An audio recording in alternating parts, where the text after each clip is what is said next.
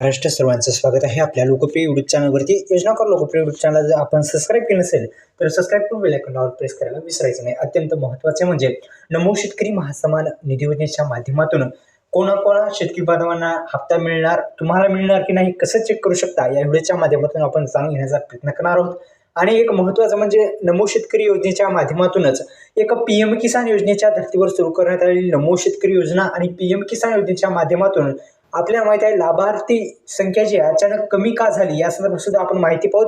राज्यात यापूर्वी पीएम किसान योजनेचा 20व्या हप्त्यासाठी 96 लाख शेतकऱ्यांना लाभ मिळाला होता. मात्र 21व्या हप्त्यासाठी त्यामध्ये काही घट झाली. 92 ते 93 लाखापर्यंत हे जे आकडा आहे तो 20व्या हप्त्यासाठी 96 लाख होते आणि 92 लाख 21व्या हप्त्यासाठी शेतकरी बांधवांना 21 हप्ता देण्यात आला आहे. आता नमो शेतकरी योजनेच्या माध्यमातून तसंच आहे. हप्ता हाच फॉर्म्युला आता नमो शेतकरी योजनेसाठी सुद्धा लागू होतो.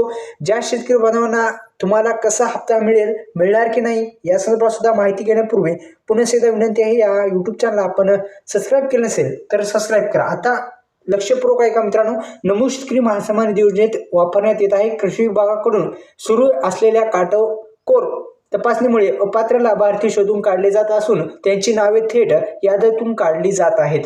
ज्या शेतकरी बांधवांना जे लाभार्थी आहेत म्हणजे ज्यांना हप्ता मिळाला 21 हप्ता त्यांनाच नमो शेतकरी योजनेचा हप्ता पण मिळून जाईल. आणि एकंदरीत आपण स्टेटस काढायचं आहे. स्टेटसवरती सविस्तर माहिती येत असते. आपण नमो शेतकरी महासन्मान निधी योजनेचे लाभार्थी असाल तर तुम्ही अधिकृत वेबसाईटवर जाऊन तुम्ही स्टेटस सुद्धा काढू शकता.